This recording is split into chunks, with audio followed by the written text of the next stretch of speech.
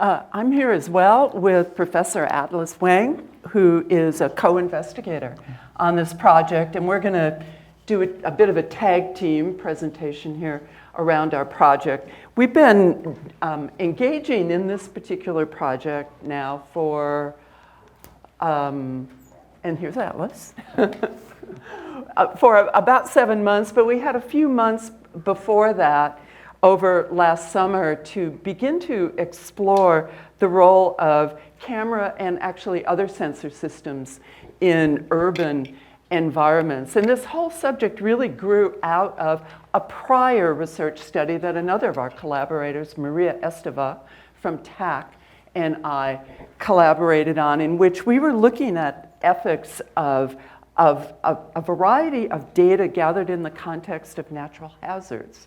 And what we found was that there's more and more cameras and more visual data being gathered because we can. Cameras are better, we have aerial surveillance, there are drones now, and they're used extensively in natural hazards. And when we began to look around more carefully at the presence of those cameras, we also started talking to people who were saying, this is where algorithms and AI are going to be hugely beneficial, because they're going to enable us to really decode and understand this visual data in ways we haven't had the tools to do before. So that's what brought us into the city environment. So we have a team composed of people from a variety of disciplines here. And we decided to look at the role of especially cameras, but it's sort of bled into other sensor systems as well in urban environments. And this is all kind of umbrellaed by smart cities. Smart cities is a term that really emerged towards the end of the 20th century as more and more technologies were being deployed. There's one route to smart cities that goes way back to CCTVs. CCTV networks have been around for decades, actually. But when the internet became a phenomenon and when broadband was much more viable, it was, of course, able to link all of these sensor systems and cameras so that new capabilities were possible. At the same time, the cameras were, of course, getting a lot better. So new issues around privacy and how the data produced by these various systems would be used, who would use it, what would be the governance regimes around those data has emerged as a major problem area. So our kind of guiding rationale for this project includes all these promises of smart city, the plethora of data, the promise of much of it being open and available to be used, especially aggregated data, can be used by civic units and by governance and by nonprofits. But the problems with data transparency and data management are still lingering. They're still out there. And this is all unfolding in an environment in which there's kind of a popular, what some people have called a surveillance imaginary, that projects the notion of Big Brother being very intrusive and gathering too much data on all of us. So our goal is to try to understand this and to try to figure out what the ethical potential of AI in an urban context could be, focusing especially on cameras. And we've developed what we have bullet kind of italicized in the third point here.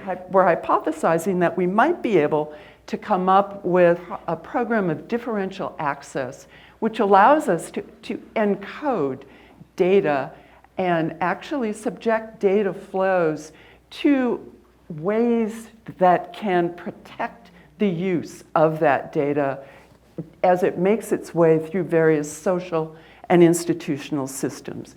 That whole process, however, has to depend on understanding what's sensitive about the data and how different populations, city officials, citizens, others feel about those data, what they trust, what they don't trust. So our research is looking at policies and practices, issues of trust, and how we can cultivate more citizen awareness of all of these factors. So we're using critical and legal literature.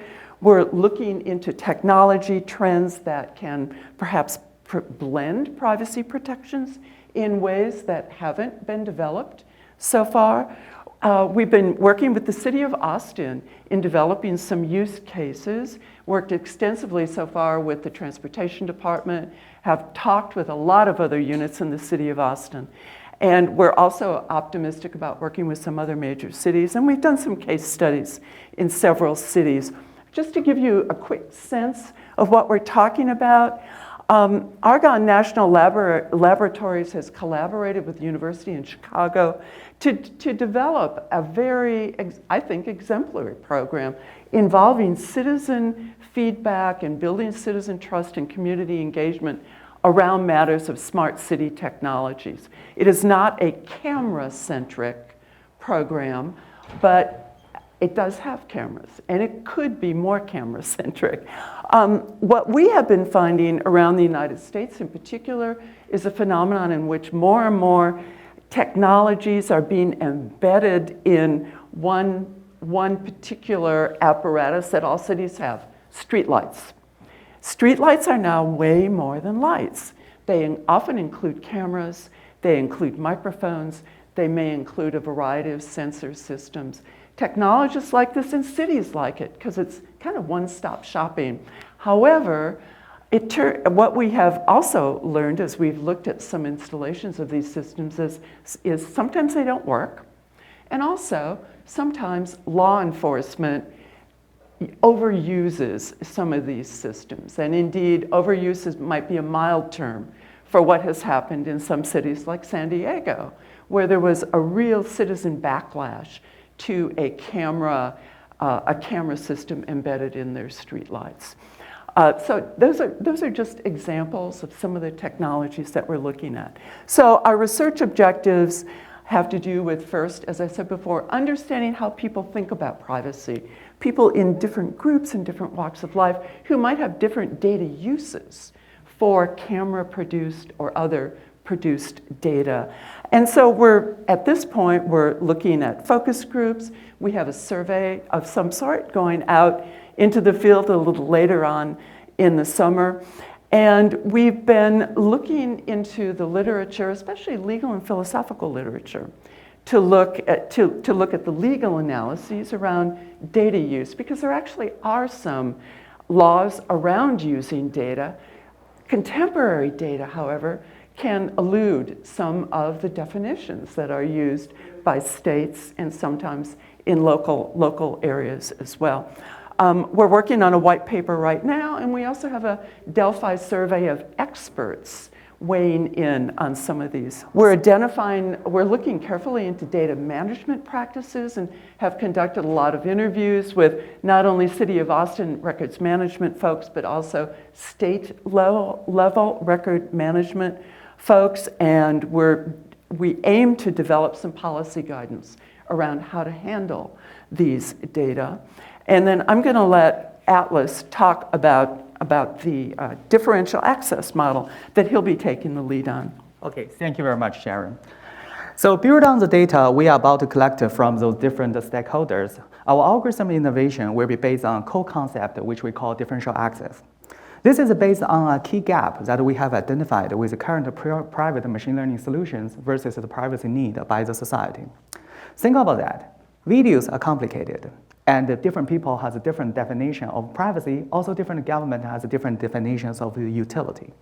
For example, if I just want to count how many people pass through the crossroad of UT campus, I probably I don't need to identify who is who or recognize your face, right? I just know there is another small dot passing through the cross. But if I need to, for example, do more fine-grained study, like based on demographic graphs for different kinds of statistics, I perhaps need more fine-grained features from you.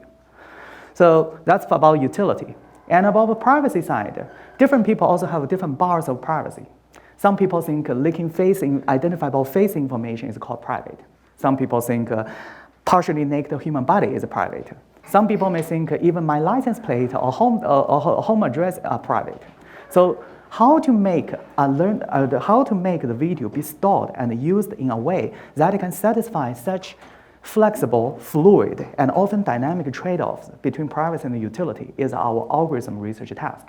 And the key is to find a reconfigurable representation that can trade off flexibly between the two.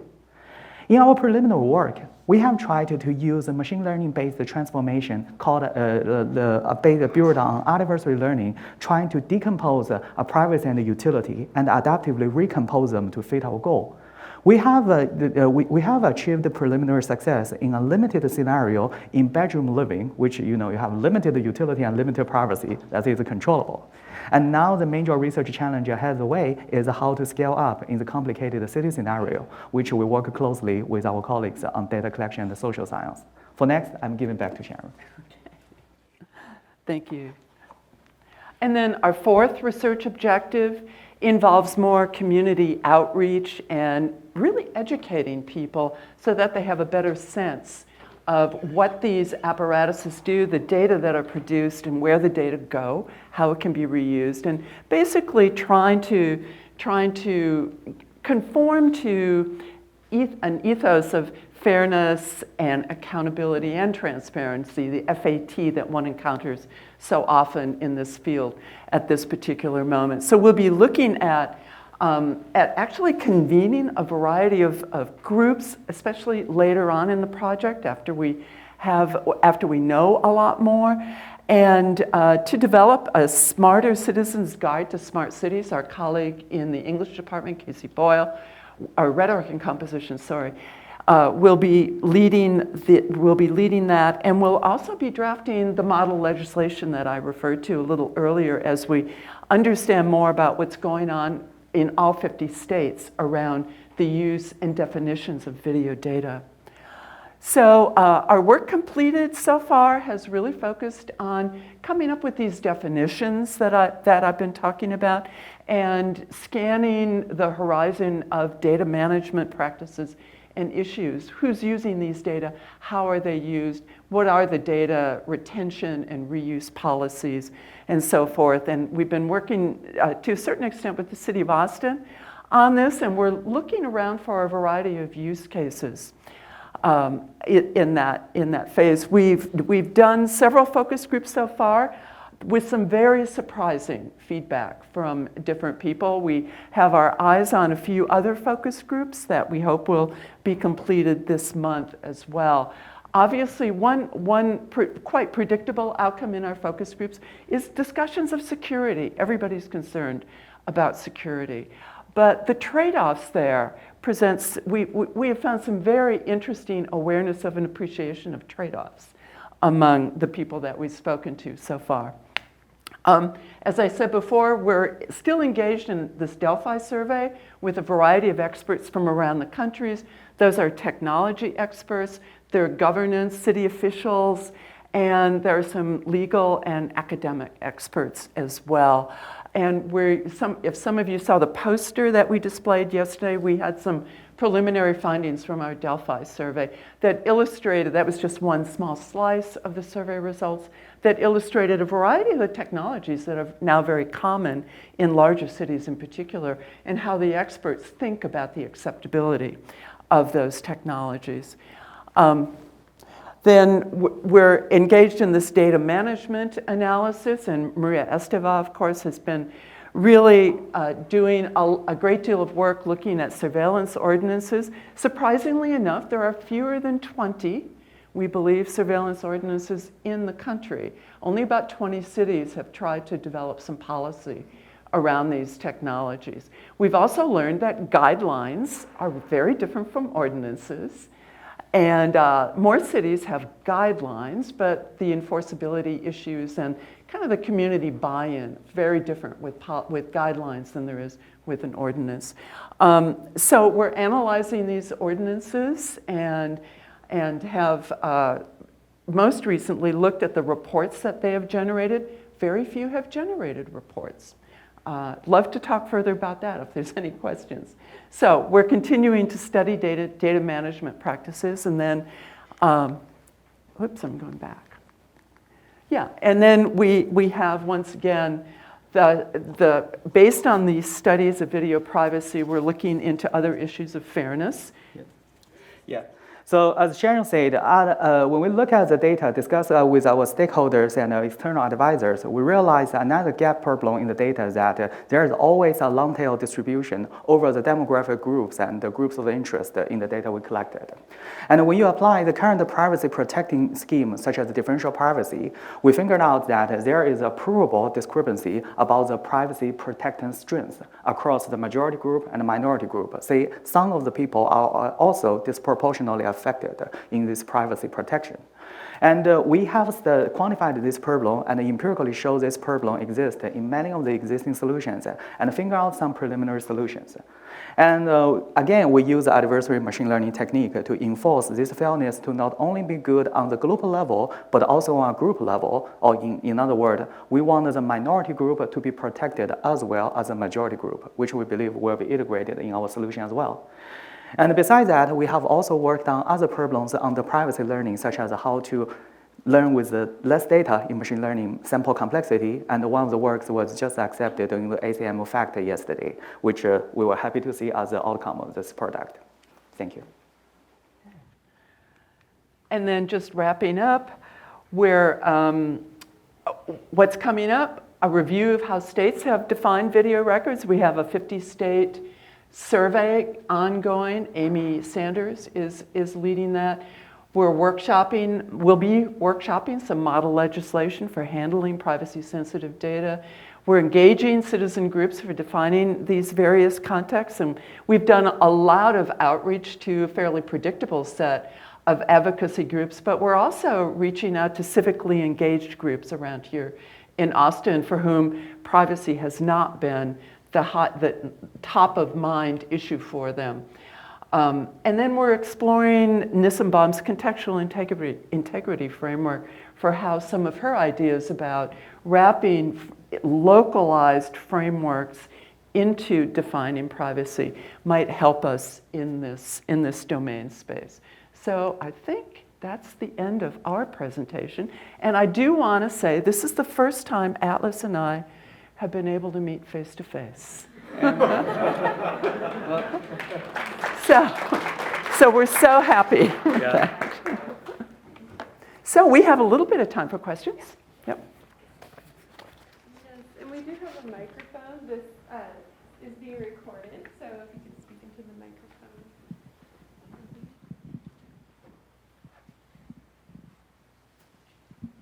Well, thank you so much. Your project is so interesting, and I think it has a lot of applicability. I mentioned this before, but on the Living and Working with Robots project, I expect we can be a consumer of your results and your best practices.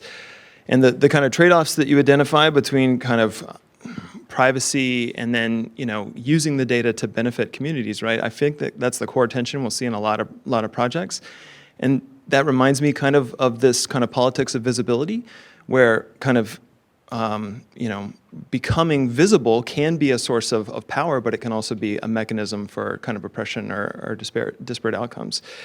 So I'm really excited about the kind of technical solutions that you have about anonymization and video and things like that. I'm wondering, it seems like there might be a gap there where you look at the data management practices at the city level.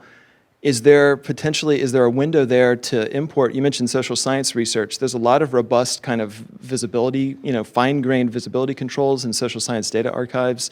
There's also some data management projects like Omeka that have been that can be articulated towards certain communities, especially indigenous communities, kind of needs. Have you thought about that? And if not, is there an opening for collaboration? Well, fortunately, we have Maria Esteva, who's a data archivist on our project team, and she's well acquainted with all of these efforts. And I think one of her near-term frustrations has a lot to do with the way in which video data slips through a lot of definitions right now among the record keepers, or it's coded in such a way that it's difficult to know exactly what the data are and where they are. We are on the cusp of actually doing open records requests to see what can turn up with certain keywords, which is what you have to have in order to do an open records request. Interestingly enough, and I'll say this here on a quasi-confidential basis, we're entertaining leaked data as a possible site of analysis because it's there and we can get it. But the ethicality of using WikiLeaks-based data is a quandary for us. One of our legal advisor, Amy Sanders, who is an attorney, has said this is like receiving stolen goods. And should we really analyze something that's stolen goods, even if it is publicly available? That's an ethical quandary for us. On the other hand, it could yield some really interesting results. Is there a journalism aspect to that? Could you Absolutely. claim a kind of journalistic? Oh, well, in that sense, I don't know. I don't know. I mean, it's out there. Yeah. Hope it works. Hello, hello. So yeah, I just I arrived a little late to your talk, but thank you. And maybe you touched on it, but if not, here's my question. I just returned from Europe. I was in several cities, visiting universities and giving talks, including UK. And of course, there's much more cameras than in the US. I think in the US there are one camera per 100 citizens, Yes. and in places like China there is like one every 2 citizens, something like that, right? And then people are kind of alarmed about this fact, but I wonder if there's a correlation, if people would change their mind, if there was a demonstrable correlation between the number of cameras and the citizen security, if you will, and the fact that European cities have been affected by terrorism, but that was nearly a decade ago, and now it has gone down quite a bit, right? So do you guys are you investigating this area, and whether that would kind of change the mind of American citizens and other stakeholders? Yeah. It's a great question. I don't know if you want to. Yeah, I think that's exactly part of the goal we want to achieve in the broader horizon. I'm not sure if you were here when we talk about the first representation learning part, where we talk about the trade-off between the utility, which we want to gain the information from a video, and the privacy, which we want to hold away from this video. Those part of things are always trade-off, and because you balance between how many information you want to release. And our key research goal here technically is to construct a recomposable the representation that can make in situ trade-off between them. So that is naturally targeting at when users' demands change. When I want a higher privacy, lower utility, higher utility, lower privacy, I can still switch the gear and may use our current network to do that. So I think, yes, that will be our research agenda as long as our data source allows us. Yeah, yeah. I mean, and this is a really, it's a weighty problem, hard to evaluate without context. And I think also, as you allude to the history of where these camera systems came from and how they were so extensively deployed in the UK at one particular historical moment, there's that temporal quality to the way a culture and the way a population thinks about being watched as well. These are all, they're challenging issues. We should probably end 1 minute early. It's 1 minute late. Okay. Thank you so much, Sharon and you. Atlas.